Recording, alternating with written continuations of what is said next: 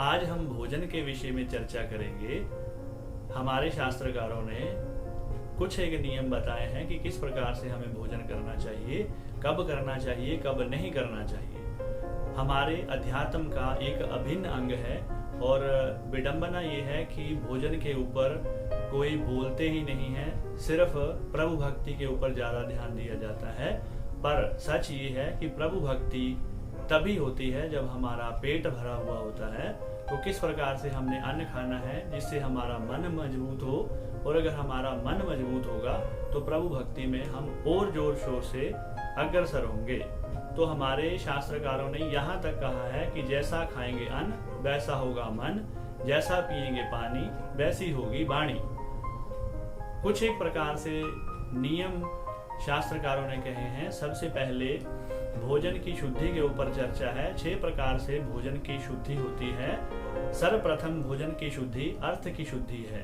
अगर आप पूरी मेहनत के साथ पैसा कमाते हैं और बढ़िया प्रकार से उस पैसे को यूटिलाइज करके अन्न खरीदते हैं, उस अन्न को अगर आप खाते हैं तो वो अर्थ शुद्धि में आएगा।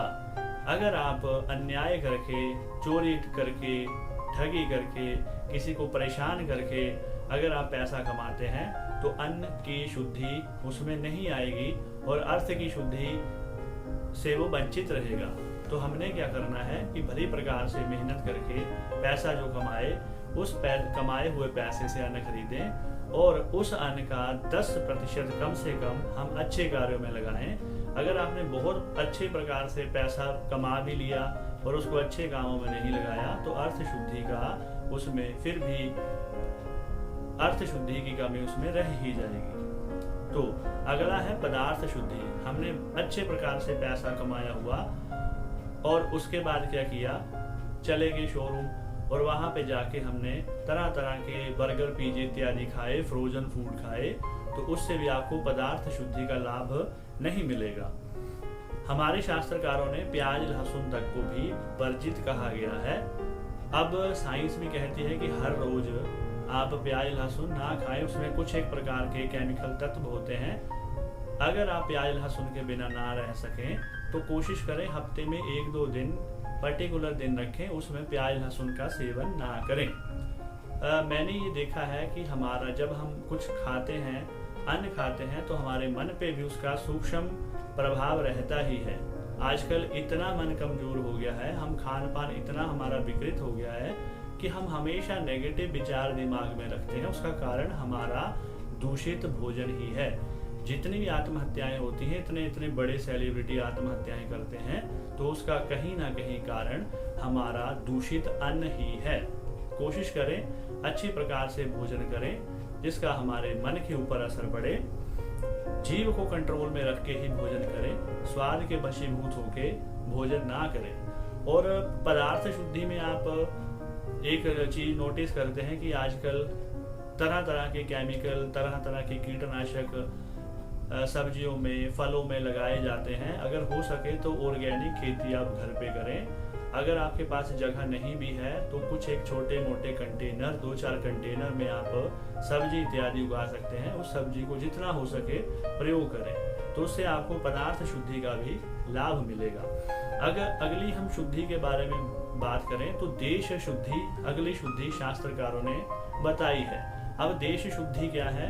जो देश में उत्पन्न हुआ भोजन है, फल है, सब्जियां हैं, उनका अधिक से अधिक प्रयोग करना चाहिए। आजकल तरह तरह की जानकारियों में विदेशी फलों को बहुत बढ़ा चढ़ा के बताया जाता है। पीछे में एक बात बताता हूँ कि 100 रुपए का कीवी का फल आ रहा था। जब मैंने कुछ सर्च किया तो पता चला कि जितना कीवी के अंदर न्यूट्रिएंट्स होते हैं उतने हमारे देसी फलों में भी होते हैं। तो फिर मैंने एक कीवी का फल लेने की बजाय 2 किलो लोकल फल ले लिया।